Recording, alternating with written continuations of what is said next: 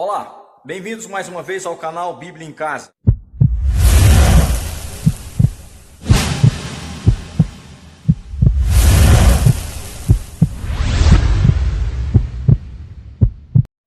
Para entendermos melhor, querido, esse termo aí, da chamada que colocamos aí no vídeo, eu vim aqui até a igreja para a gente acompanhar aqui no Data Show e poder observar passo a passo aqui a respeito desse termo aí, da casa do descalçado ou lei do liverato. Mas não esqueça, viu? Você que está aí, nos ajude se inscrevendo, dando seu like e fazendo algum comentário. E Deus vos abençoe desde já. Pois bem, repare o texto sagrado que está aqui. O texto sagrado está dizendo aí, ó, olha lá. Quando irmãos morarem juntos e um deles morrer e não tiver filho, então a mulher do falecido não se casará com homem estranho de fora. Seu cunhado estará com ela e a receberá por mulher e fará a obrigação de cunhado para com ela. Próximo. E o primogênito que há de lhe suceder, que ela lhe será, e o primogênito que ela lhe der será sucessor do nome do seu irmão falecido, para que o seu nome não se apague em Israel.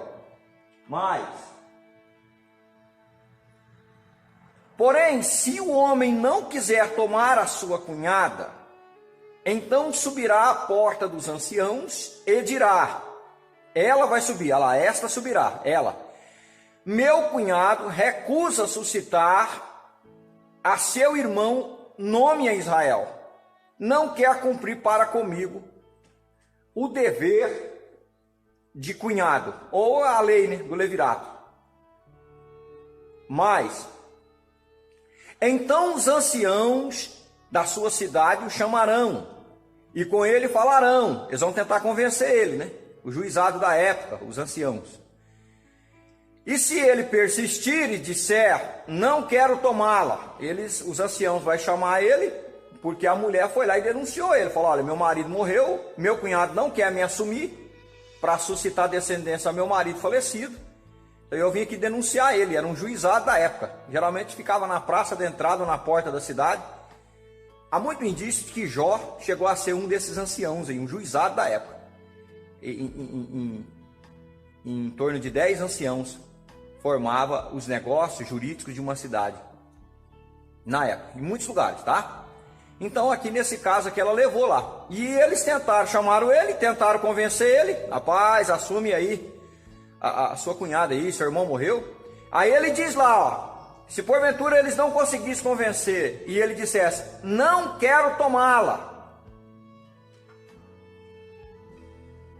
Olha o que vai acontecer na sequência. Então, sua cunhada se chegará a ele na presença dos anciãos e lhe descalçará o sapato do pé e lhe cuspirá no rosto. E protestará e dirá, assim se fará ao homem que não edificar a casa do seu irmão. Então ele não quer, na presença dos anciãos, o que ela faz? Por ordem deles, né? Ela tira o calçado do pé dele, gospe no rosto dele, olha só, e diz isso aí para ele, que é assim que se faz aquele cunhado que não quer assumir a descendência do irmão falecido. E o seu nome se chamará, essa é a chamada do vídeo, ó, e o seu nome se chamará em Israel a casa do descalçado. Meu Deus do céu. Queridos do Senhor, perceberam? Então nessa lei, o cunhado ele não era obrigado. Ele não era. Só que se ele não quisesse suscitar a descendência do seu irmão falecido, acontecia tudo isso daí. Na presença do juizado da cidade, A cunhada dele tirava o calçado dele e provavelmente ele não poderia mais andar calçado, né? Era a pena dele, e cuspia no rosto dele, desmoralizando ele perante os anciãos e mais pessoas que tivessem ali, porque era público isso daí, né? E ele passava a ter esse nome na cidade, a casa dele passava a ter esse nome, ele passava a ter. Isso provavelmente lhe implicava muitas coisas ruins, Provavelmente isso daqui fazia com que a descendência dele fosse perseguida e que ele fosse visto como descumpridor da lei. Agora, sabe o que é interessante? É que isso daqui está na lei. Deuteronômio 25, nós estamos lendo. Está na lei. Agora, esta lei, ela é antes de Deus ter dado mesmo a lei para Moisés no Sinai, que foi dado para Moisés no livro de Êxodo, ali, capítulo 20, lá no Sinai. Antes da lei, no período do Gênesis,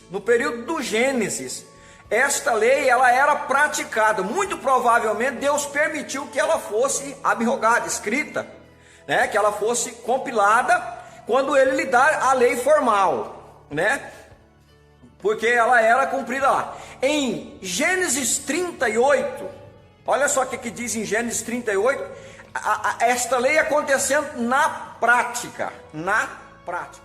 Ok, amado, aqui ó, Gênesis 38, olha só o que diz em Gênesis 38 na prática da lei. Ela concebeu e deu à luz a um filho, lhe chamou o seu nome primeiro filho dela.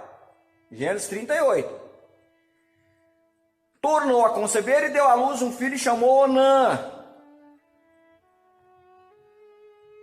E continuou ainda, e deu à luz a um filho, lhe chamou seu nome Selá. E Judá estava em Quesite, quando ela deu à luz. Judá, pois, tomou uma mulher para que é o primogênito, né? E o seu nome era Tamar. Porém, o primogênito de Judá era mau aos olhos do Senhor, por isso o Senhor o matou. Quer dizer, o marido da mulher que morreu, Deus matou ele, o O que acontece? Então disse Judá a Onã: toma a mulher de teu irmão e casa-te com ela e suscita descendência a teu irmão. Tá vendo, irmão? É antes da lei. Aqui nós estamos em Gênesis, a lei não foi dada ainda, vai ser dada muito tempo depois. E lá em Deuteronômio nós vimos a lei em vigência. Lá está escrita, ratificada. Só que ela é antiga, ela era tradicional. Olha aí, o Judá está falando para o filho dele, o Onã, mais novo. Fala, seu irmão morreu, você vai ter que casar com a irmã dele. Olha só, suscita descendência a teu irmão. O problema era esse. Era que o primogênito que nascesse desse casamento agora não tinha o nome dele, não era para ter o nome de Onã, a descendência dele era para ter o nome do irmão que morreu. E por causa disso, o Onã fazia isso daqui, ó. Onã, porém, soube, olha lá o que ele soube, e esta descendência não havia de ser para ele. E aconteceu que quando possuía a mulher de seu irmão, ele aceitou casar com ela, casou, ok. Mas quando eles iam ter relação, olha o que ele fazia: derramava o sêmen na terra, para não dar descendência a seu irmão. Ele não queria dar descendência ao irmão falecido. Ele queria que a descendência fosse dele, mas a lei era que ele devia, no primogênito, né, no filho mais importante, o primeiro, tinha que ser do irmão falecido. Então ele jogava o sêmen na terra para a mulher não engravidar. Olha só. E o que fazia era mal aos olhos do Senhor, pelo que também o Senhor o matou. Meu Deus, olha só. Então o negócio era tão sério, e Deus estava aprovando a tradição, que Deus entrava no negócio.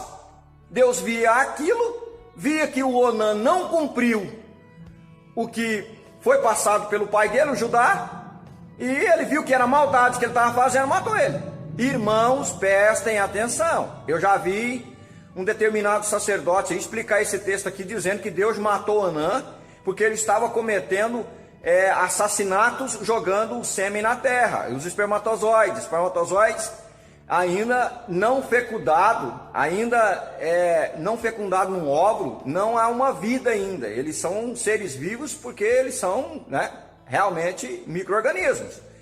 Mas não foi por causa disso que Deus matou ele, não. Deus matou ele porque ele não queria suscitar descendência a seu irmão, tá bom? Então volta para cá. Perceberam aí, queridos? Perceberam? Além do levirato lá de Deuteronômio 25, que gerava o descalçado, ela deve ter ganhado esse up, né? Ela deve ter subido de nível. Lá ele já está sendo punido de outra maneira. Ele está ficando com a sua descendência mal falada, né? Maldita, com essa lei do descalçado. A mulher cuspia no rosto dele se ele não quisesse assumir. Aqui no livro de Gênesis foi muito mais sério. Deus já viu que ele não queria fazer isso, já matou ele. Então essa lei do levirato, ela era uma lei muito interessante, porque eu fico pensando nos dias de hoje, por que Deus permitiu isso estar nos livros da Bíblia Sagrada para mostrar para nós hoje? É para a gente perceber, queridos, que imagine você que se a gente recebesse uma punição na carne, no corpo, ou para manchar a nossa vida ou a nossa família, por um mandamento que a gente descumprisse, por uma lei que lá no Novo Testamento a gente chama de graça e de perdão. Muitas vezes a gente até usa isso como pretexto para ficar errando. Imagine se cada vez ou uma vez que a gente descumprisse uma lei de Deus que Ele desse, acontecesse isso. A gente tivesse que andar descalço, a gente tivesse que cumprir alguma prenda para o resto da vida. Ainda bem que não. Mas nos mostra que a lei do Antigo Testamento era realmente uma lei pátria para a nação de Israel, e que ela era realmente muito difícil. Então nós aprendemos que na lei do descalçado aqui, o indivíduo ele era obrigado praticamente a assumir a sua cunhada e suscitar descendência a seu irmão falecido. Essa é a lei do descalçado, ou como está no epígrafe de algumas Bíblias, a lei do levirato. Amém? Espero que tenhamos aprendido juntos mais um pouquinho da palavra de Deus, e que nós possamos cada vez mais entender que Deus atuou na história, continua atuando na história e continuará amando aqueles que lhe obedecerem, né? Aqui era muito mais severa. Jesus trouxe a graça para que nós reconheçamos por nós mesmos nossos erros e não precise da punição, e não precise de pagarmos preço. Algumas vezes realmente não tem jeito. O artifício que Deus acaba lhe sobrando para usar é nos ensinar de uma maneira mais dura, mas que nós aprendamos que as leis de Deus existem, nós devamos lhe obedecer. A lei do levirato no Novo Testamento não é citada, não está em vigência nos dias de hoje, mas nos mostra que era muito séria em Israel, que Deus estava na realidade preservando a descendência daquela pessoa que morreu sem deixar filho na terra. O primogênito somente é que devia levar o nome dele. Amém? Que Deus vos abençoe mais uma vez. Obrigado por estar conosco até aqui. Até a próxima!